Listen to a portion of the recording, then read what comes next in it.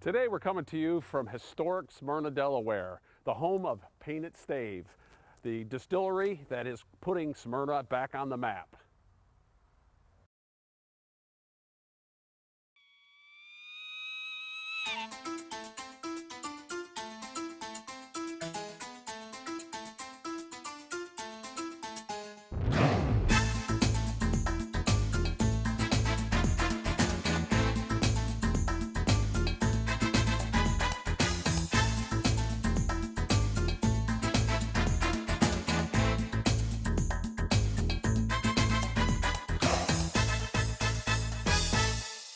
When Abbott's Grill throws a party, you know it has to be good. From small business lunches and cocktail parties to full-service wedding receptions and off-site catering, Abbott's Grill makes planning simple and stress-free. We take care of every detail so you can enjoy your event.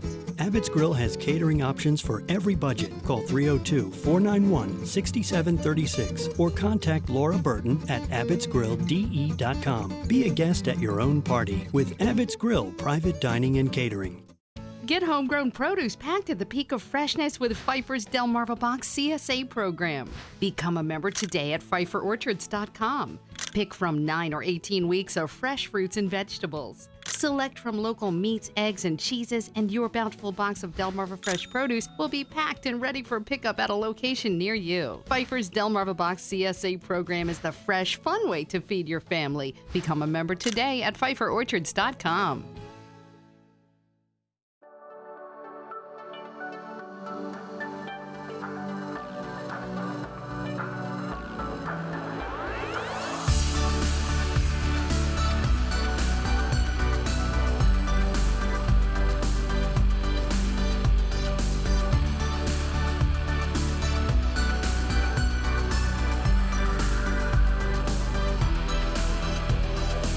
State Dance Academy. Sign up now. I'm here with Ron Gomes and Mike Rasmussen, and thank you, gentlemen, for joining us today. Thank you. Thanks for joining us. Yeah, the Painted Stave Distillery has got quite a great reputation. I know we use it at Brickworks, and you're putting out a great product. So, Thank you. couple things. I know you guys come from a really educated background, and you have gone into the distillery business, and I find that fascinating. But can you tell us a little bit about that? How you, first of all, how two of you came together and then ended up starting a distillery, and then why Smyrna? I think our story of coming together is really speaks well of Delaware as being a small place. We were brought together by a couple of mutual friends. Okay. That knew that each one of us were pursuing, independent of one another, the idea of having a craft distillery here in Delaware. Yep. So that's really where it started, July of 2011. Yeah. Mhm. Yep. We got together and really wanted to do very much the same thing. And so, and we'd both been independently working on it, but in a little bit of different ways. Ron on the business side, myself on the manufacturing production side. So when we got together, we wanted to do the same thing, Right. and it just sort of felt like, we would be better off doing this together rather than trying to. Yeah, it seemed like a do good match right yeah, there. Yeah, absolutely. Yeah, so tell me about the education. You have a doctorate? No. I wish I never finished it. Okay. I'm close though, really close. Okay. My background is in education policy. So I came to Delaware doing education policy research and spent about 10 years in that world through the University of Delaware at a couple of times. And it was actually during that time that discovered my interest in distilling. Brewing and winemaking had been sort of part of my life. Distilling is something that just sort of happenstance. Walked into a distillery during a trip to a conference one day and got really excited about it. And convinced my wife to let me quit the job and do this. Wow. How about yourself, Ron? Yeah, my background is in kind of molecular physiology. In graduate school, I was studying nerve muscle plasticity Okay. with NASA. So looking at how we adapt to spaceflight. Right. I came to Delaware to do postdoctoral work in developmental bone biology, looking to merge my background. And then ideally, that would set me up for a career in academic science. Right. And I spent 8 years in the College of Medicine in Hershey as a faculty member. And then how did you get introduced to the spirit world? College. Yeah. Right? College, maybe slightly before. Don't tell my mom or dad. But yeah, college drinking.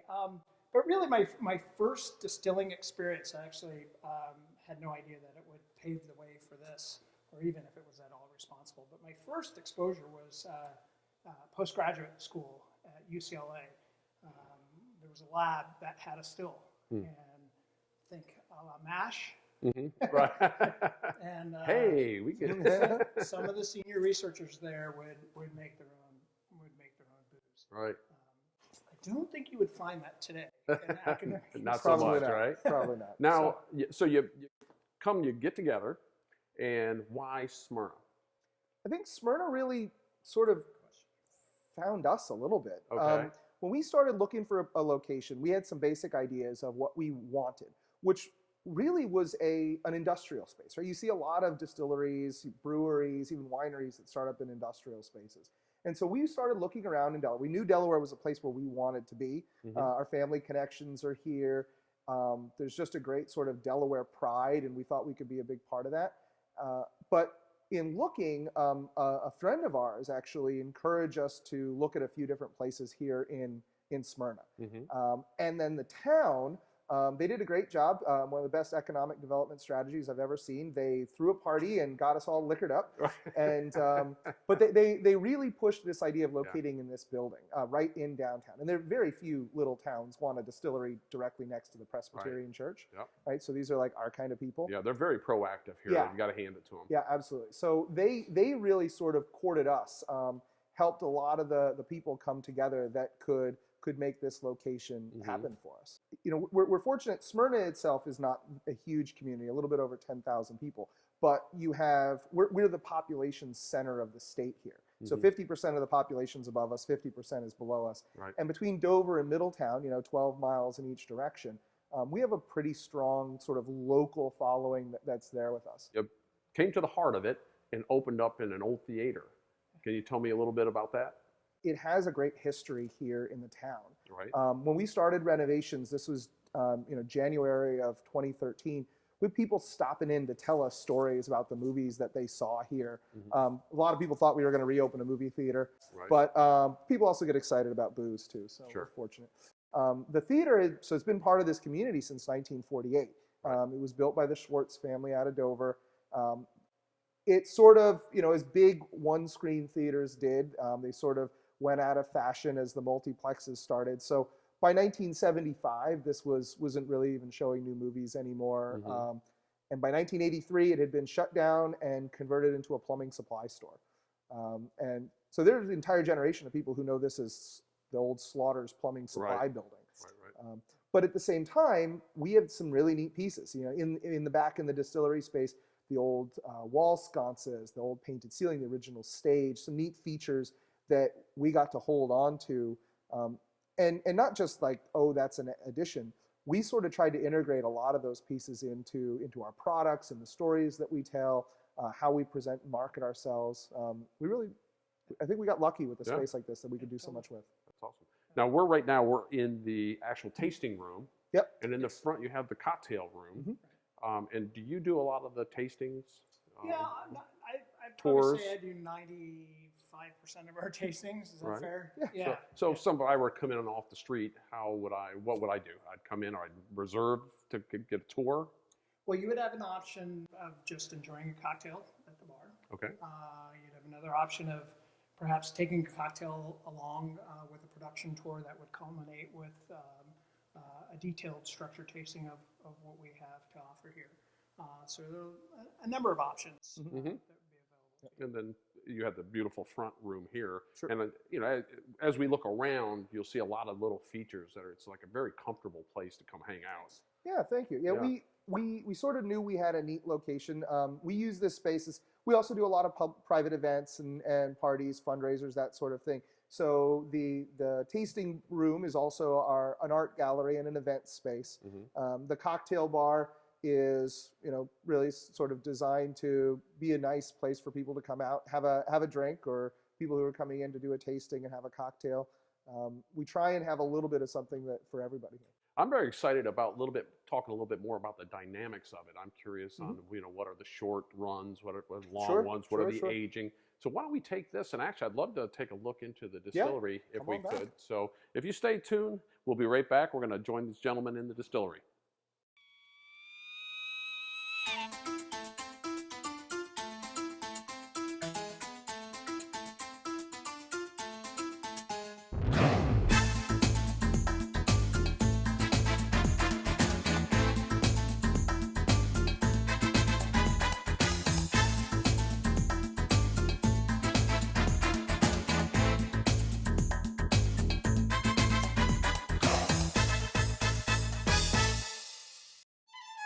Hey, Eric here. Don't miss a thing at Mississippian River Brewing, the world's premier craft brewery located in Milford, Delaware. Stop on by for a sample, or a six-pack, or a growler,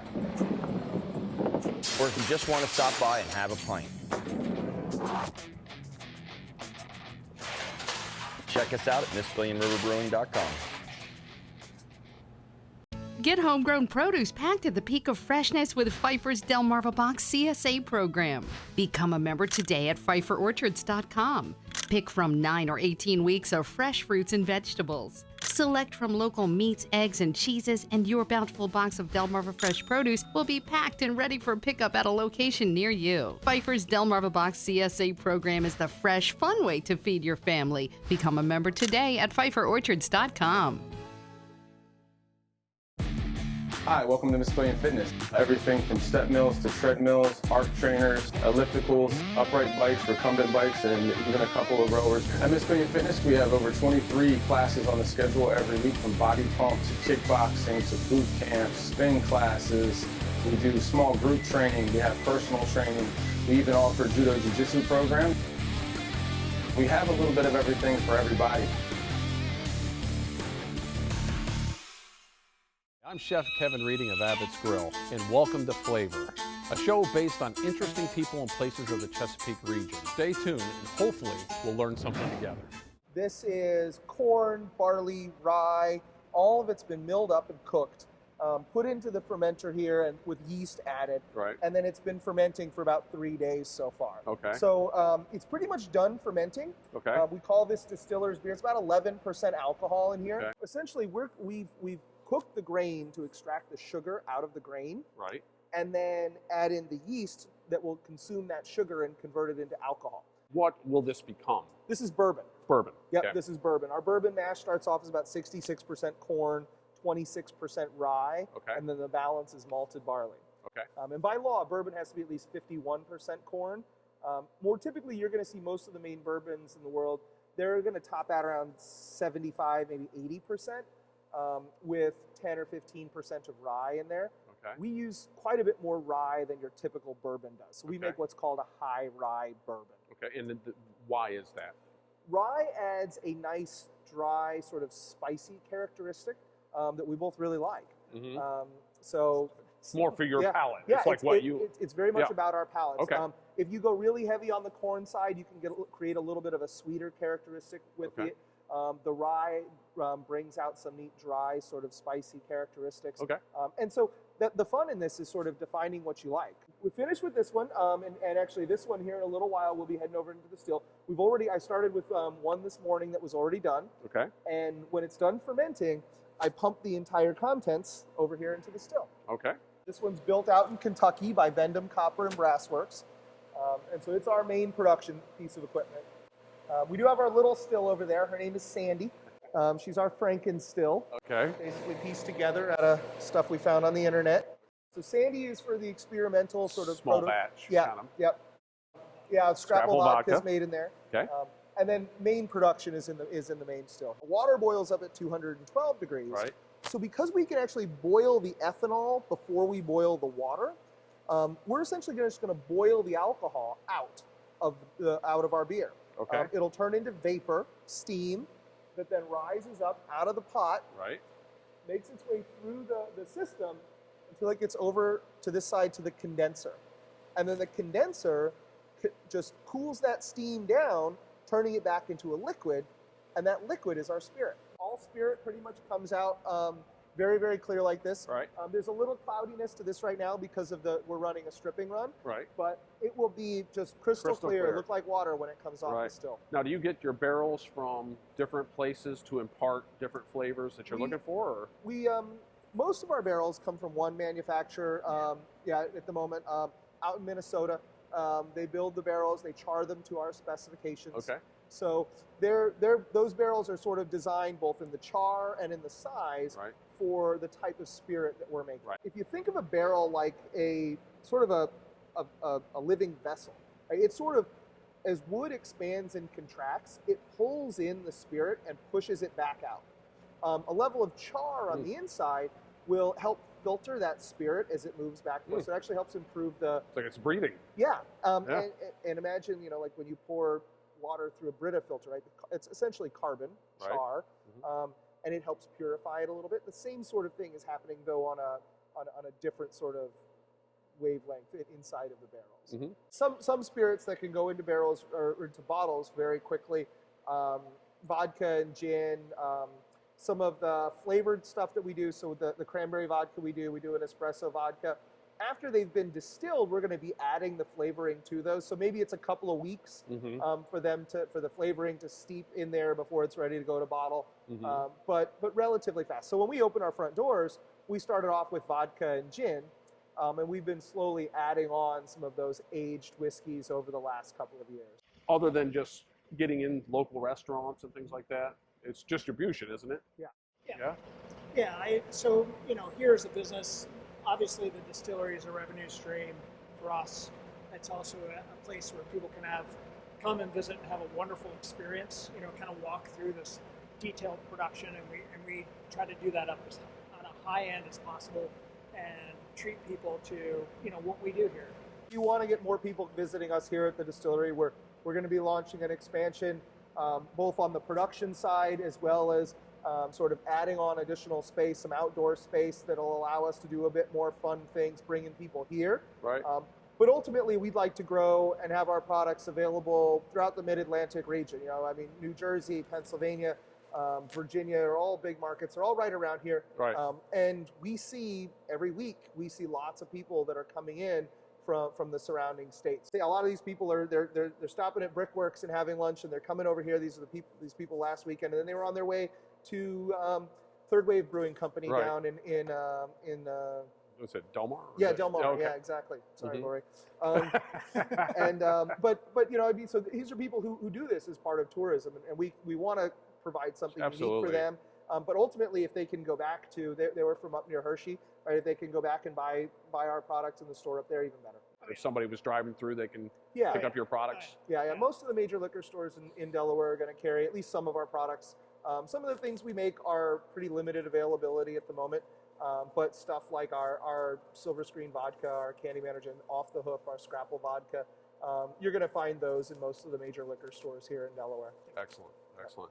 Well, I appreciate you gentlemen taking the time out, and I appreciate you giving us some information. Absolutely. A master of farm-to-table cuisine, an award-winning duo of local ingredient brewing join forces to create a culinary experience made from the best that Delaware has to offer. Brickworks Brewing and Eats in Smyrna, Delaware, a made-from-scratch fusion of Delaware's best, like glazed baby back ribs and apple jalapeno slaw, paired with drop trowel, Brickworks exclusive unfiltered IPA.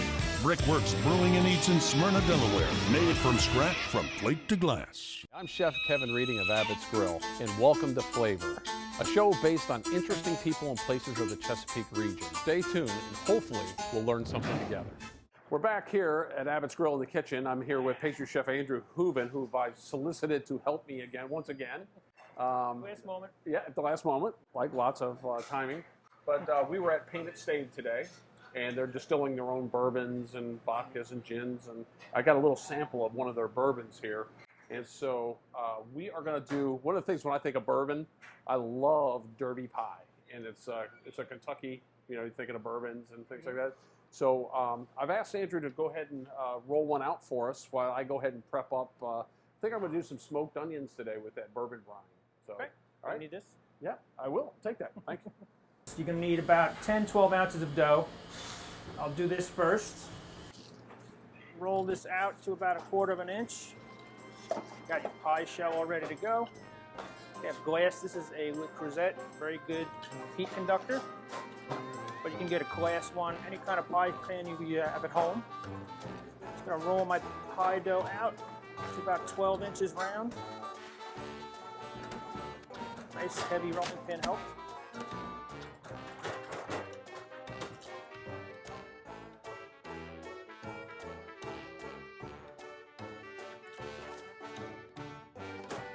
Try to keep it round.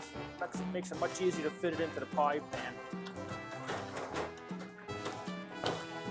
Get in there. A little bit more. Tell by the texture and the thickness I'm getting close to what I want. I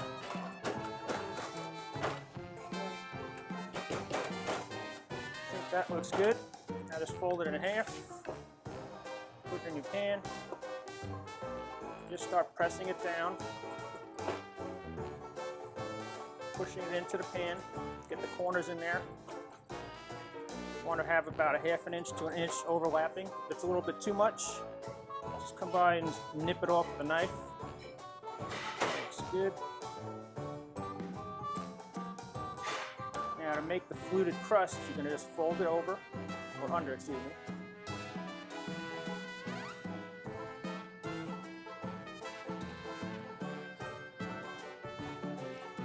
All the way around so it's all folded under.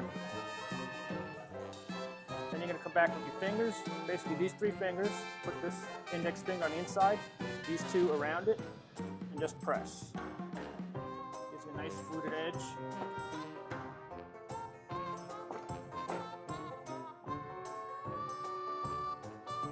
If you don't have time to do all this, you can buy one of those pre-made frozen pie shells, but it's always more fun to do it yourself.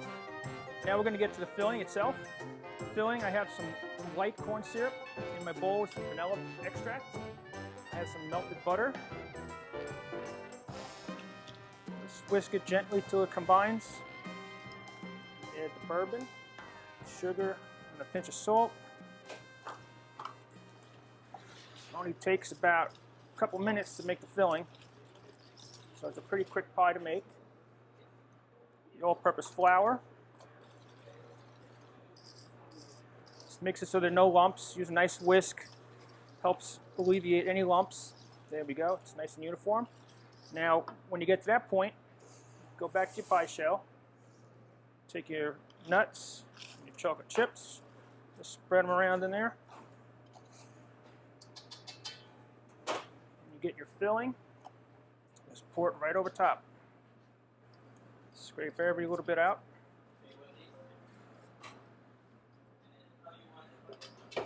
Give it a little tap, get some of the air bubbles out, and it's good to go in the oven. It's going to go in for about 35 to 40 minutes at 325. So while Andrew has his pie in the oven, I'm going to do a bourbon brine onion. We're going to pickle these. So what we're going to do is go ahead and slice our onions. I have a perforated pan, as you see here. And I'm going to go ahead and fill that up to do an even smoking. If I'm doing a large amount, we actually have a smoker outside that if we're doing large amounts of things, we'll do the smoker. And at Brickworks, they have an automatic indoor smoker that's vented. So they have the capability of doing a lot of different things there. So I'm just going to go ahead and get my onions on here. Behind me, I have some mesquite chips already toasting on the oven here. I put a little water in them and got them going there. And they're just about dry here. And what I'm going to do is I'm going to take a torch and go ahead and just start a flame on it. I'm going to try to get this to burn off a little bit. That smoke is going to generate, keep it under very low heat, and keep that going. I have about 2 quarts of water. I'm going to add just under a quart of cider vinegar. I'm going to add about 4 ounces, 5 ounces, whatever's remaining of the bourbon.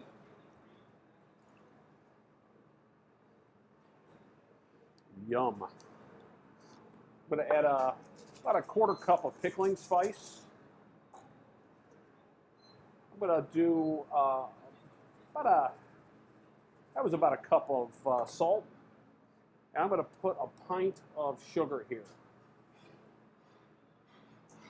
I'm going to go ahead and bring this to a boil. When the onions are finished smoking, I'm going to go ahead and place them back in our container here, and I'm going to cover them with the hot brine over that.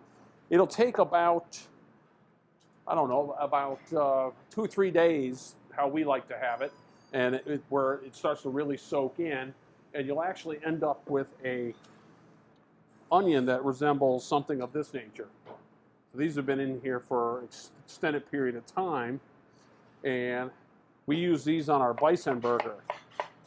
And you can see they're all nice and smoked and brined all the way through.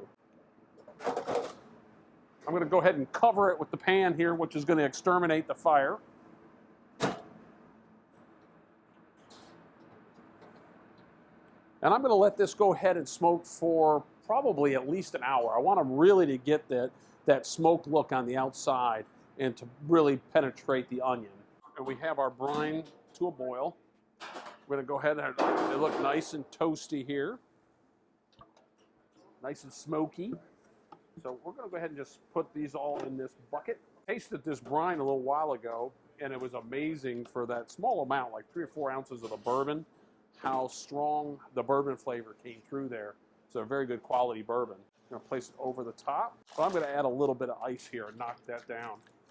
So just kind of stop that cooking process. We ended up doing one of our bison burgers, and you can see the smoked onions, nice star of the show here. Really adds a beautiful component there with our house-made fries, bacon, portobello mushroom. So makes me want to have a buffalo burger. In a few moments, Andrew's going to be out with his bourbon pecan derby pie, and we'll see how that looks. And stay tuned. We'll be right back with that. I'm Chef Kevin Reading of Abbott's Grill, and welcome to Flavour, a show based on interesting people and places of the Chesapeake region. Stay tuned, and hopefully we'll learn something together. I'll use a serrated knife to get through the top crust first, just so you don't crush the pie. If you use a regular chef knife, you might just crush it. Put a little creme anglaise down on the plate. So that scoop it on out with your pie scooper. Still see the steam coming off of it. Yeah, it's still a little warm. Then we're going to get a little whipped cream.